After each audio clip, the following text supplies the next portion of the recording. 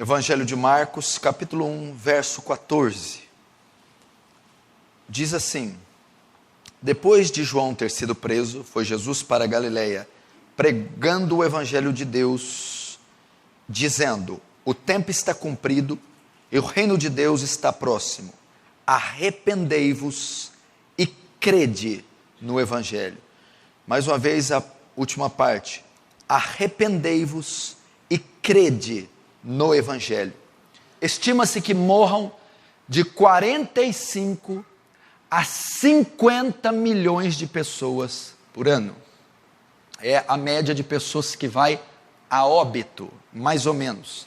50 milhões de pessoas morrem todos os anos. 50 milhões de pessoas.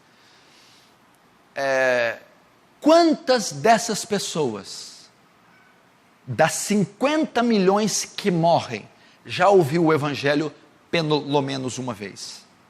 Quantas dessas 50 milhões de pessoas foram salvas ou estão salvas? Hoje já morreu um número altíssimo de pessoas. E morrerá ainda mais até o final do dia. E morrerão mais e mais ao final desse mês. O Instituto Moody diz que apenas 5% das pessoas da igreja atual tiveram a experiência de levar um pecador para Jesus. Somente 5% dos cristãos da igreja atual, 5%, tiveram a experiência de levar um pecador a Jesus. Significa que 95% dos cristãos, 95% da igreja de Cristo, nunca teve a experiência de levar um pecador para Jesus. Bill Bryan, no seu livro Avivamento, ele vai mais longe. Ele diz que somente 2% dos cristãos atuais testemunham da sua fé para outros. Somente 2% testemunham da sua fé, ou seja, os outros 98% não se preocupam em evangelizar, em pregar, em sequer manifestar a sua fé, em dizer que são cristãos. 98% não testemunham, são cristãos passivos.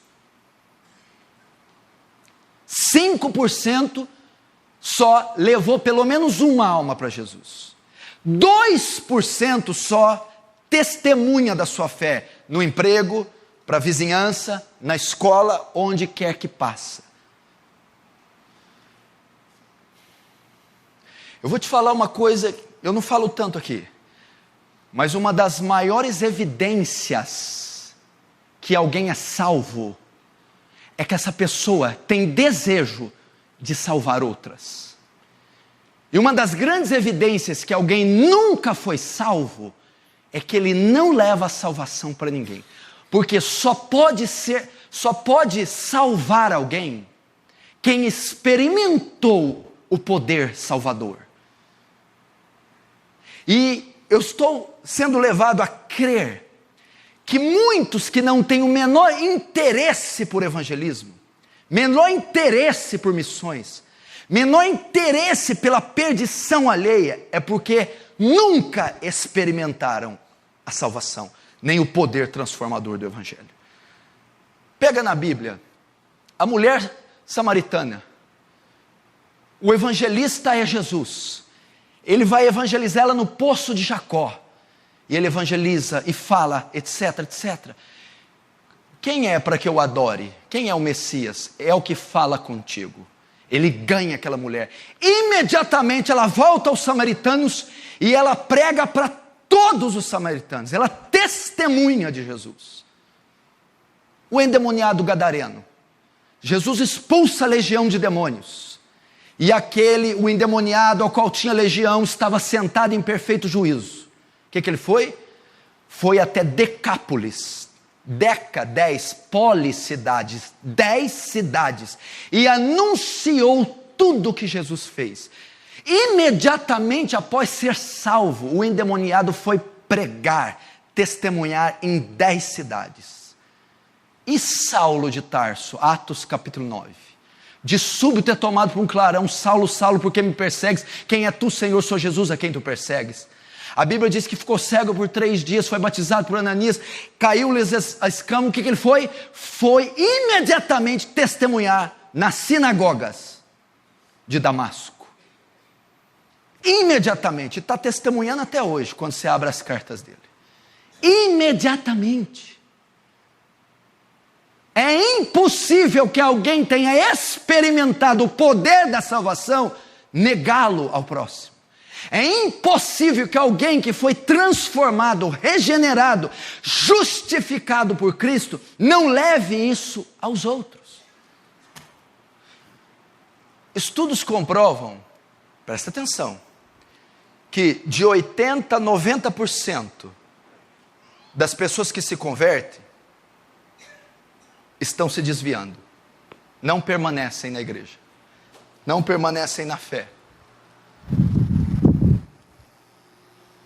Suponhamos que 100 mil pessoas se convertam no mundo. Hoje, apenas 20 mil ficam na igreja.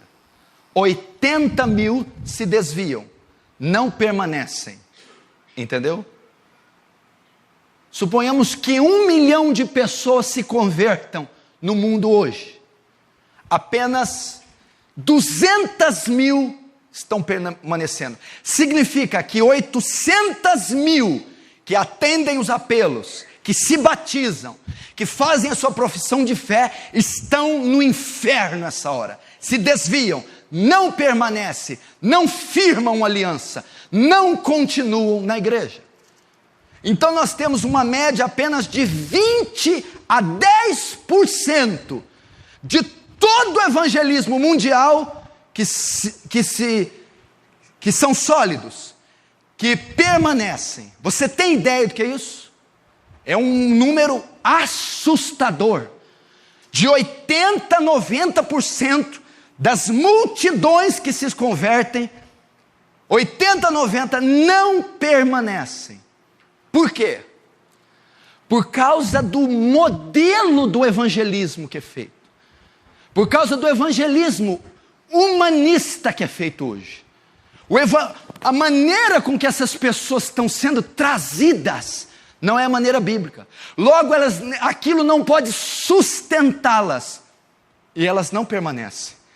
É um evangelismo centrado no homem. Qual é o modelo de evangelismo mundial? Que a maioria aqui conhece e até foi evangelizada assim. Deus tem um plano maravilhoso na sua vida. Essa é a maneira de se evangelizar. Essa é a maneira de abordar os pecadores. É assim que os grupos de evangelismo vão às ruas, praças e às missões. É assim que eles chegam. Olha, Deus tem um plano maravilhoso na sua vida. Deus tem um projeto na sua vida. Deus tem um plano para você. Graças a Deus que eu nunca falei essa porcaria, essa nojeira. Isso não é bíblico. E está cheio de gente aqui que faz isso ainda. Deus tem um plano maravilhoso na sua vida. Outros evangelizam assim. Posso falar com você? Pode. Jesus te ama. Alguém viu Jesus evangelizar assim? Ó, eu amo você. Jesus te ama. Deus tem um plano maravilhoso na sua vida. Pare de sofrer. A maneira de trazer o pecador é: você está sofrendo? Vem para Jesus. A mensagem do evangelho é de felicidade, é de paz e é do projeto maravilhoso. Você não pode ser feliz sem Jesus. Venha alcançar felicidade em Jesus. Você não pode ter paz sem Jesus. Vem ter paz em Jesus. Você não pode ter sucesso em Jesus, porque você está fracassando, você não tem Jesus. Você não consegue ganhar dinheiro, você não consegue prosperar, você nunca tem saúde, é porque você não tem Jesus. Vem para Jesus que você vai ter saúde. Vem para Jesus que você vai ter dinheiro. Vem para Jesus que as coisas vão dar certo. Mentira, você vem para Jesus, as coisas pioram. Conversa é essa. Vai ler o livro dos mártires, John Fox. Vai ver a igreja primitiva, estava tudo bem com isso. Converteram, chicote, espada, desemprego e martírio. Conversa que é essa? Essa é a maneira de trazer o pecador. É uma proposta material, é uma proposta imediatista e uma proposta temporal. Você está sofrendo? Venha e pare de sofrer. Você está mal? Venha e fique bem. Você está doente? Venha que Jesus te cura. Deus tem um plano maravilhoso na sua vida. Então esse método de evangelismo é que tem feito esses números. 80% das pessoas que são evangelizadas assim não permanecem na igreja, porque isso não é o evangelho de Cristo. Sabe por que não é o evangelho? Porque não foi isso que Jesus ensinou. Você está entendendo? Agora você sabe ver por que nós temos congregações cheias de bodes. Você tem igrejas cheias de virgens nécias, igrejas cheias de joio, igrejas cheias de bode, porque eles vieram com essa proposta. Eu vou te dar um exemplo. Tem um satanista aqui 3 ruas para cima. Ele é casado com uma feiticeira, macumbeira. Ela mata boi, galinha, mata até criança para fazer ritual para Satanás, para Lúcifer. A filha dela está doente.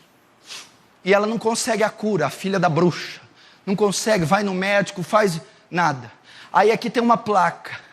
Milagres acontecem aqui quarta-feira, cura de qualquer enfermidade.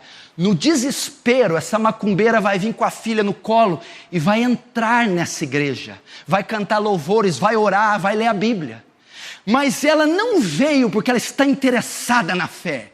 Ela não veio porque ela quer um pacto com Cristo. Ela não veio porque ela se arrependeu dos pecados. Ela veio por causa da necessidade da cura da filha. E a igreja está oferecendo isso. Logo ela veio apenas atraída pelo alívio. Essas pessoas que estão na igreja não são convertidas porque elas vieram atraídas pelo sucesso financeiro. Elas vieram por causa da dor. Elas querem viver livre da dor. Elas vieram porque estão em pobreza, querem enriquecer. Elas vieram porque estão se sentindo sozinhas.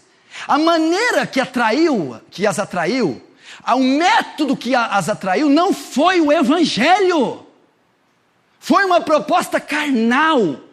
Foi uma proposta materialista. Então, na verdade, está atraindo um monte de bode, um monte de joio, que nunca nasceu de novo.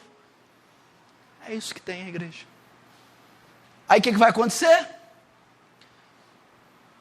80% desse povo que veio atrás do carro, da casa, da cura. Uma vez que Jesus não vai fazer isso, porque ele não prometeu fazer isso com todo mundo, essas pessoas vão começar a sair, porque aquilo não vai acontecer. Porque a única coisa que está prendendo ela na igreja é o desejo pela cura, o desejo pela prosperidade, o desejo pela vitória, pela felicidade. E nós sabemos que isso não vai acontecer. Então ela sai. A única maneira de um pecador ser salvo, a sua mãe ser salva, seu pai ser salvo, vizinhos, os hindus, ateus, católicos, espíritas, os desviados, os bodes e os joios, é eles se arrependendo e crendo. É a única maneira de se arrependerem e crerem. Eles serão salvos. Entendeu? Se um pecador, a bruxa mais corrupta e a velhinha mais simpática, se arrependerem dos seus pecados e crerem em Jesus, eles são salvos. Logo, a função da igreja, a tarefa da grande comissão consiste em levar pecadores ao arrependimento e à fé. Se você está evangelizando alguém, quem quer que seja, a sua grande função é levar esse homem, essa jovem, esse pai e mãe, esse amigo, ao arrependimento e à fé. Agora me diz uma coisa, você falar pro maior traficante do Brasil, você sabia que você tem tudo isso aí e ainda Jesus tem um plano maravilhoso para você? Mas peraí, ele vai falar assim, mas ele tem um plano maravilhoso mais do que eu já tenho? Mais do que esse que eu tenho? O que ele vai fazer? Ele vai aumentar a droga para mim? Pega uma prostituta, Jesus tem um plano maravilhoso para você, minha filha. Vai assinar minha carteira? Não, não é isso não, minha filha. Chega para um bêbado, Jesus tem um plano maravilhoso para você. Ele vai fazer o gerente da escola. Jesus te ama. Não é assim que se evangeliza. Você tem que levar o pecador ao arrependimento e à fé. Como você leva um pecador ao arrependimento? Primeiro, ele precisa saber o que é pecado. Ele não vai se arrepender daquilo que ele não conhece. Primeiro, ele tem que saber o que é pecado. Depois, ele precisa saber que ele pratica esses pecados. Primeiro ele precisa conhecer o que é pecado. Depois ele precisa saber que ele pratica esses pecados. Para depois ele se arrepender desses pecados. Eu não tenho que levar ele ao arrependimento? Ao arrependimento. Como eu levo ele ao arrependimento? Primeiro eu preciso mostrar para ele o que é pecado. Depois eu preciso mostrar para ele que ele comete esses pecados. Para que depois que ele conheça o pecado, saiba que ele pratica esses pecados. Então, ele se arrependa dos pecados. Então, como o evangelismo deve iniciar? Ele deve iniciar mostrando para o pecador que ele é pecador. E essa mensagem, Jesus te ama, Deus tem um plano maravilhoso, seja feliz, sei lá o que for, ela não mostra transgressão ao transgressor, ela não revela que o pecador é pecador. Então, se o pecador não tem noção, consciência do próprio pecado, ele não vai se arrepender, e se ele não se arrepender, ele não pode ser salvo. Entendeu? Agora, o que leva o pecador a se arrepender? Qual a mensagem? Vamos abrir em Romanos 7. Versículo de número 7. Romanos 7, 7. Que diremos, pois? É a lei pecado? De modo nenhum. Mas eu não teria conhecido o pecado, senão por intermédio da lei. Pois não teria eu conhecido a cobiça, se a lei não dissera, não cobiçarás. Mas o pecado, tomando ocasião pelo mandamento, despertou em mim toda sorte de concupiscência, porque sem lei está morto o pecado. Até aí. O que Paulo diz aqui? Presta atenção. Paulo diz aqui que sem lei eu não conheceria o pecado, mas por intermédio da lei nasceu o pecado. Entendeu? Como um pecador é salvo? Arrependimento e fé. Como eu levo um pecador a se arrepender? Ele tem que conhecer o pecado e saber que peca. Qual é a maneira de revelar o pecado? A lei de Deus. Martyn Lloyd-Jones diz que você deve iniciar o evangelismo expondo a lei ao pecador. Não é dizendo que tem um plano maravilhoso, não é dizendo que Jesus te ama, é mostrando a lei de Deus a ele. O que Deus exige, o caráter de Deus contido na lei. Quando o pecador olhar a lei, ele vai ver que é um pecador, ele vai ver que transgride a lei todo o tempo, então ele buscará o arrependimento. Você começa o evangelismo mostrando a lei, os 10 mandamentos, a lei do Antigo Testamento ao pecador. A lei, presta atenção, ela não funciona como meio de se salvar. Esse era o erro dos fariseus. Vamos observar a lei e vamos nos salvar. A lei funciona como espelho. Quando você se levanta de manhã, antes de sair para o trabalho, você olha no espelho, vê que o cabelo está desajustado, a roupa, você se arruma, ela expõe todos os seus defeitos, o espelho. A lei de Deus faz isso com aquele que se julga moralmente correto, certinho e bom. A lei mostra as falhas, mostra os pecados, mostra as iniquidades daquele homem, e ele começa a ver no espelho da lei que ele não é bom, no espelho da lei que ele é mau, no espelho da lei que ele é transgressor. Romanos 3,19. Ora, sabemos que tudo que a lei diz aos que vivem na lei, o diz para que se cale toda a boca e todo mundo seja culpável perante Deus, visto que ninguém será justificado diante dele por obras da lei, em razão de que pela lei vem o pleno conhecimento do pecado. Você está entendendo? Ninguém vai se arrepender daquilo que não sabe. Ninguém vai se arrepender daquilo que não possui. Se você chegar a um pecador, você pergunta para ele assim: ei, você é mau? Eu sou mau? Sou gente boa. Você viu um pecador? Você acha que você vai para o inferno? Eu? Tem gente pior que eu.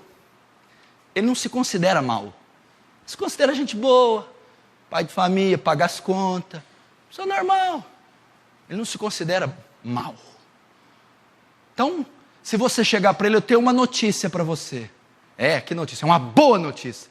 Jesus morreu para salvar você. Vai se sentir ofendido. Salvar eu do quê? Mas ele veio salvar você. Jesus morreu na cruz para te salvar. Não, mas tem outras pessoas para ele salvar, ele não precisa salvar. É mais ou menos assim, ó. Chega alguém, bate na sua porta, meio-dia, você está almoçando. Bate lá e você: olha, eu tenho uma boa notícia para você. O que foi? Eu acabei de pagar uma multa de 25 mil reais para você. Mas isso aí não é boa notícia para mim, não. Ué, eu não tenho multa nenhuma, não recebi multa nenhuma. Pagou o quê? Então a boa notícia não tem sentido. Porque o cara não sabe que cometeu uma infração. Então você vai lá falar que pagou a multa. Essa boa notícia não tem sentido. A mesma coisa se você chegar no pecador: Jesus morreu por você. Ele: mas que é isso? Agora se você chegar lá e bater, meio-dia: meu senhor, eu vim aqui porque está aqui o registro de 4 multas. Quando o senhor foi para São Paulo, terça-feira passada, o senhor passou o limite de velocidade em 4 radares. E o senhor foi multado em 25 mil reais. Aqui estão as provas. Ó. Aqui, ó. Você estava na Bandeirantes, depois você estava na Anhanguera, você estava aqui, a foto do seu carro. Nossa, é verdade. Aqui está a prova. Eu corri mesmo, eu estava com pressa aquele dia. Está aqui o termômetro. Eu transgredi. Mas tem uma boa notícia. Uma pessoa, quando pegou sua multa, ficou compadecido e pagou ela. Graças a Deus. A mesma coisa. Não tem valor a cruz de Cristo. Não tem valor o sacrifício de Cristo se você não mostrar ao penitente que ele é transgressor, pecador, que ele infringiu todas as leis de Deus e ele merece o castigo. A boa notícia começa falando da má notícia. Mostra o espelho da lei para o pecador. Mostra que ele é transgressor. É assim que inicia o evangelismo. Quer ver? Eu vou dar um exemplo. Eu vou te evangelizar, você que se acha bonzinho. Você é bom? Então vamos lá. Vamos lá. Você é bom? Sou. Eu vou te dar aqui uns 4 mandamentos da lei. Vou te mostrar a lei. Não matarás. Não furtarás. Não dirás falso testemunho. Não cobiçará a mulher do teu próximo. E não tomarás o nome de Deus em vão. 5 dos 10 mandamentos. Ok? Para você que é bonzinho. Já mentiu uma vez? Já. Já catou uma coisa que não é sua? Pegou uma coisa, uma bala quando é criança, uns reais. Pegou uma coisa, pelo menos. Já tomou o nome de Deus em vão uma vez, pelo menos? Já olhou para uma mulher com intenção impura alguma vez? Já mentiu? Já matou alguém? Quem mente é o quê? Mentiroso. Quem cobiça a mulher é o quê? A Bíblia diz que quem olhar para uma mulher com intenção impura no coração, já adulterou com ela.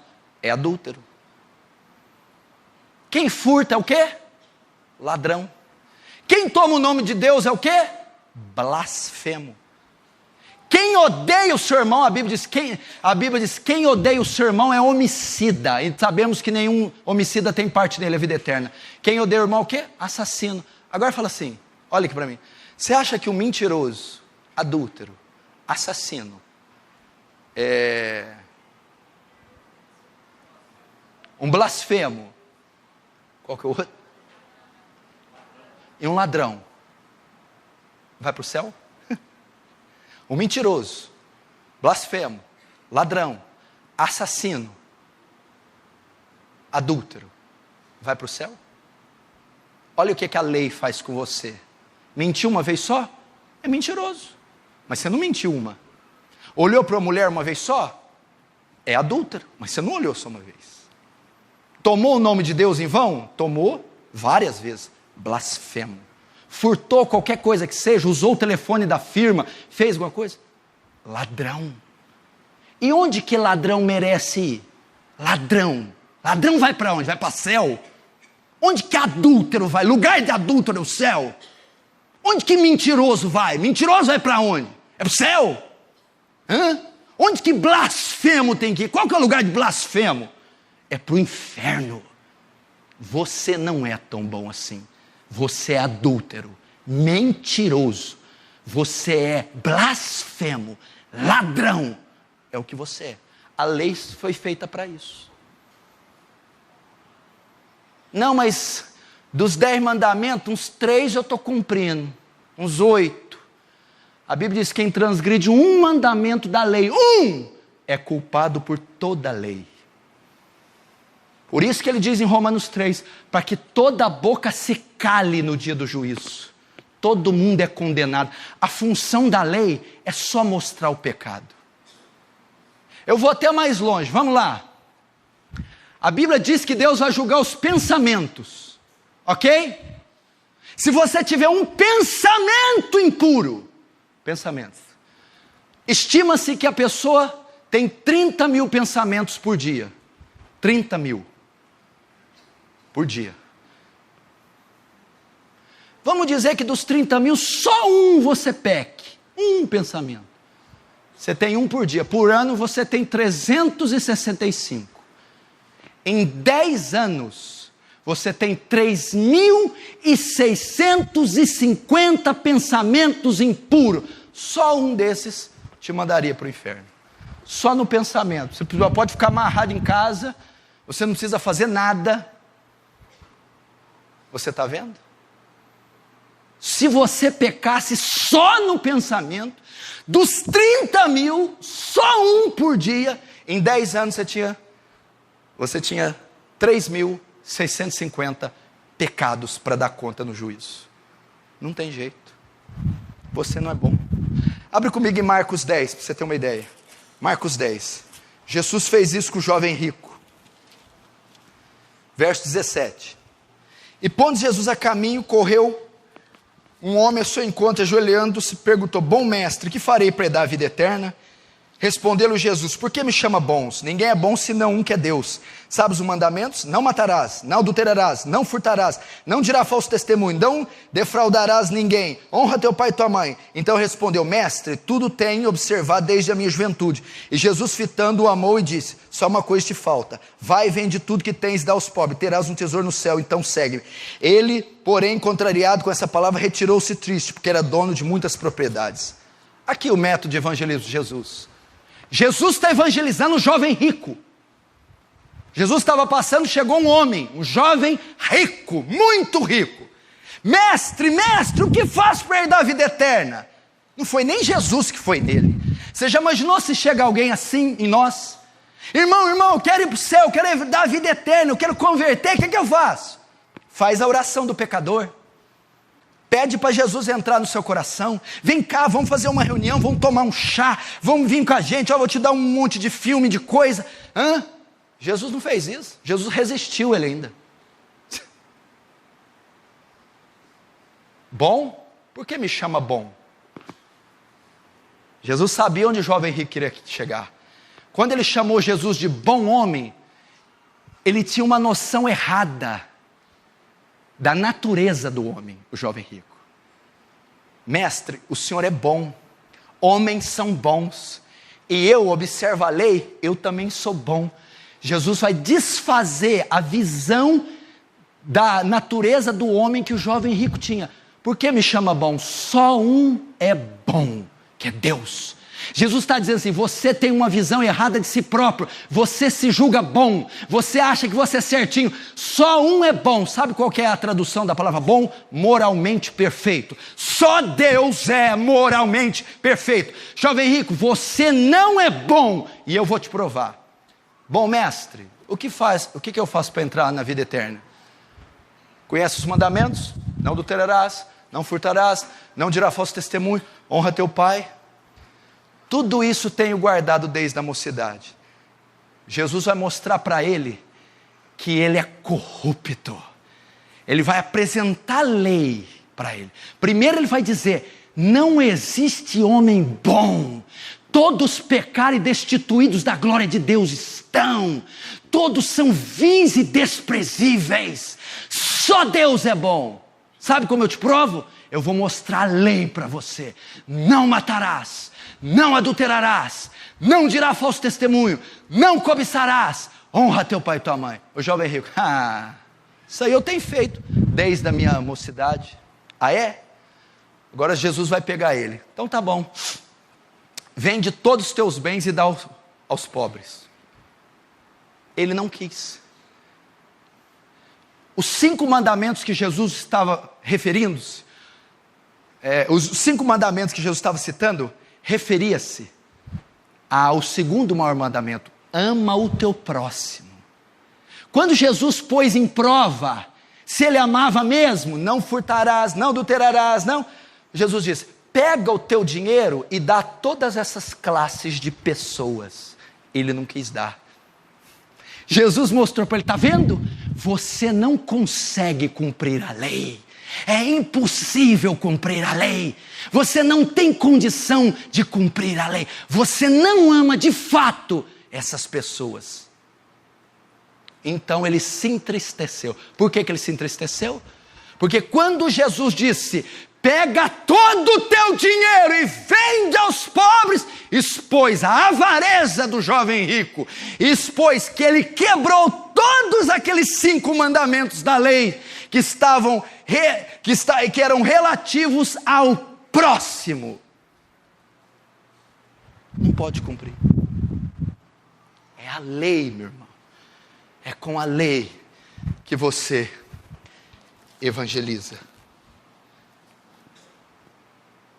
Ele se acha bom, se acha justo, acha que vai para o céu. Contudo, eu tenho que levá-lo ao arrependimento. Mas como eu vou levar alguém que se acha justo, bom, reto, honesto, ao arrependimento? Como eu vou dizer que Jesus morreu para ele? Isso é uma grande notícia, se ele não se acha digno de alguém ter morrido por ele. Eu não preciso que alguém morra por mim, mas que bobagem é essa? A única maneira é eu mostrando, revelando os seus pecados, o seu câncer, a sua podridão. E qual a ferramenta que eu utilizo para mostrar? A lei de Deus. Deus abomina quem mente. Rapaz, eu minto. Deus abomina quem cobiça. Rapaz, eu cobiço. Deus condenará quem blasfema. Eu blasfemo. Então, quando eu mostro a lei para ele, ele vai se arrepender, ele vai ver a necessidade que ele tem de salvação, ele vai ver a abominação que ele é, e ele vai correr a um Salvador, ele vai procurar o antídoto, ele vai atrás da cura, ele vai se dobrar e bater no peito e dizer, eu sou um pecador. Ele vai se arrepender. Mas eu tenho que levar ele à fé também. Só o arrependimento não é suficiente. Eu tenho que levá-lo à fé. O que é a fé? É a confiança, é a segurança no mérito de outro. Meu irmão, sem a lei, o pecador confia em si próprio. Ele tem fé nas suas obras, nas suas continhas pagas, na sua moral. Mas quando você apresenta a lei, ele vê que é impossível impossível ele ser salvo, que ele não tem a menor condição de se salvar, que todas as suas obras são trapos de imundícia. Então ele vai lançar a sua esperança em outro, na obra de outro, no mérito de outro. Então ele crê em Cristo através da lei. É assim que ele se converte. Você está vendo? Como é que você vai ter fé salvadora? Presta atenção, a fé para curar o câncer, a fé para abrir uma porta, não é a mesma fé que salva. Essa é uma fé no milagre, até o incrédulo tem. A fé salvadora é quando eu olho para o espelho da lei e eu vejo a miséria de homem que eu sou e perco toda a esperança de ser aceito por mim mesmo e lanço a minha esperança em Cristo, na obra dele, na cruz dele. Eu confio na cruz, no mérito que ele conquistou. Eu lanço essa esperança nele. Isso é fé salvadora. Tem alguma coisa a ver com Jesus te ama? Deus tem um plano maravilhoso na tua vida? Como é que você vai conduzir um bandido, assassino, pinganhada, maluco, adúltero, mentiroso, fofoqueiro, egoísta, avarento, ao arrependimento, falando que Deus tem um plano maravilhoso? Aí vai permanecer na igreja sem conversão, só esperando a cura, esperando o carro, esperando o casamento, esperando a felicidade. Enquanto isso, vai manchando as ovelhas, vai cometendo pecados, escândalos, mau testemunhos, maledicência, mentira, fofoca, má postura, má vestimenta, divisão, facção, porque são lobos, bodes, que nunca nasceram de novo, vieram na igreja ávidos por uma promessa, vieram sedentos atrás de uma bênção, de uma cura, mas nunca olharam para si próprios e viram a perdição que estão, e vieram rastejando ao altar, pedindo a misericórdia do Salvador, porque nunca ouviram o evangelho verdadeiro. E creram? Creem? Elas creem no dinheiro, nos carros, nos romances, nos beijos, creem nas curas, nos milagres. Eles tomam posse, eles pisam nas águas, eles creem nesses troços tudo. Mas não é uma fé salvadora, não é uma fé que lança esperança, como o publicano e o fariseu. O publicano batia no peito: tem misericórdia de mim, pecador. É o ladrão da cruz: mestre, lembra-te de mim quando entrar no paraíso. Pastor, mas qual a evidência que ele foi salvo? Quando o ladrão da esquerda blasfema ele, o outro repreende e diz: cala tua boca. Como você pode dizer isso, estando tu na mesma condenação? Esse homem nada fez, mas o nosso castigo é justo. Ele reconheceu a senhoria, a divindade de Cristo, e reconheceu a abominação que ele era. Eu mereço estar na cruz, eu mereço morrer. Mas ele se arrependeu ao dizer: mestre, lembra-te de mim quando entrar no paraíso. Mas essa é uma das maneiras bíblicas de se evangelizar. Você mostra a lei para o pecador. Pode pregar para qualquer um que fala: eu sou bom. Ah, você é bom? Sou. Você vai para o céu? Vou. Gente boa? Sou gente boa. Então vem cá. Vamos ler os 10 mandamentos. Vamos ver qual dos 10 você cumpre. Ele vai ver que ele não cumpre nenhum. Que ele é tão bandido, assassino como Hitler, Stalin, qualquer estuprador, qualquer mentiroso. E que ele carece de um Salvador. Ele carece de se arrepender e crer em Cristo. Meu irmão, talvez tenham pessoas aqui assim, que não tiveram a experiência salvadora em sua vida. Talvez seja esse o motivo de você não ter interesse nenhum para trazer almas a Cristo. Talvez você não experimentou o poder transformador do Evangelho. Sabe por quê? Porque talvez você está aqui nessa igreja e você veio à fé com esse tipo de evangelismo. Você veio por causa de uma doença.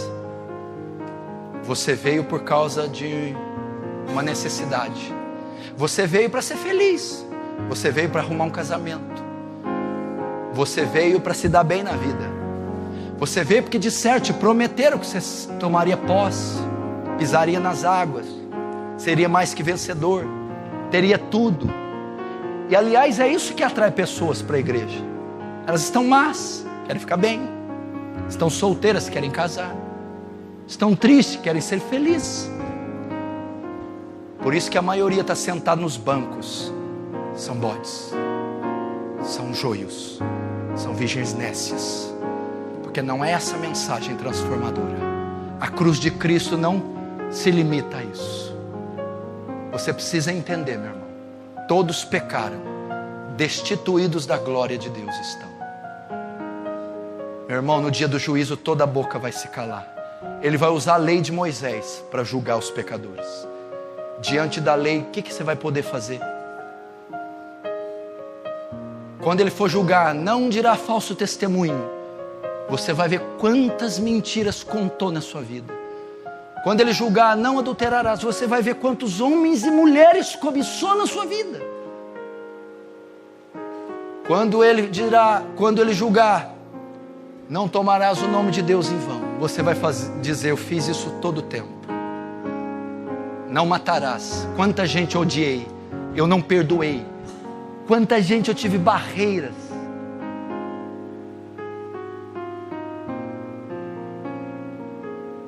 E toda a boca vai se calar e você vai ser condenado. Mas há uma chance ainda. Você tem que clamar, rastejar por misericórdia. Jesus evangelizou a mulher adúltera. Mestre, na lei de Moisés diz que a mulher que é pega em adultério tem que ser apedrejada. Tu o que dizes? Realmente, a lei mostra que ela é adúltera.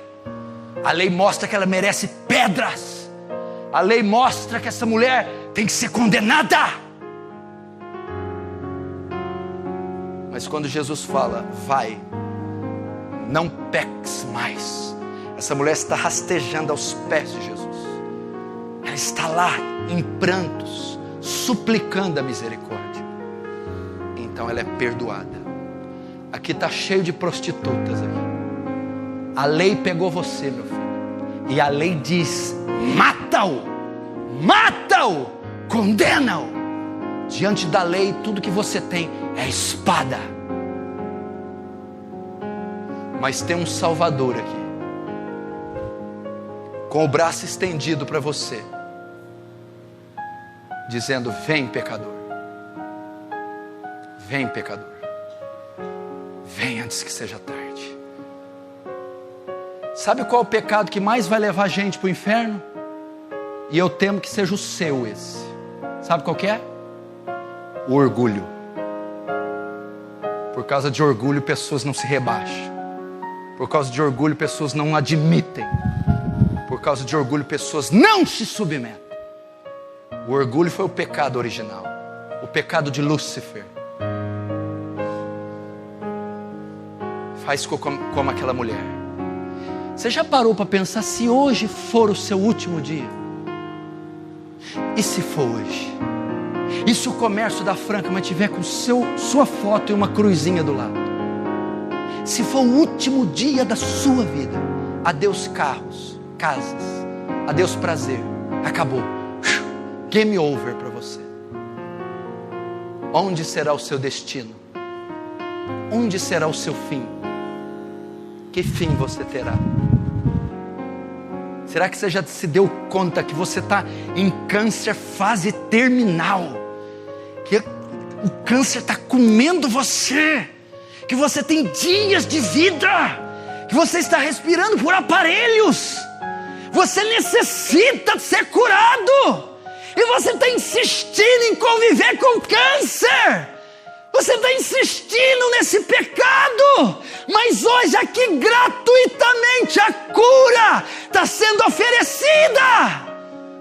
Antes que seja tarde, antes que você dê o último suspiro, antes que você morra e nunca mais venha à vida. Se arrependa, se arrependa, se arrependa, se arrependa, se arrependa.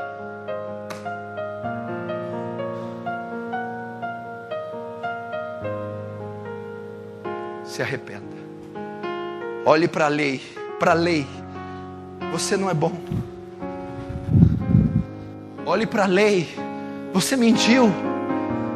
Olhe para a lei. Ela te condenou. Se arrependa. Feche os seus olhos.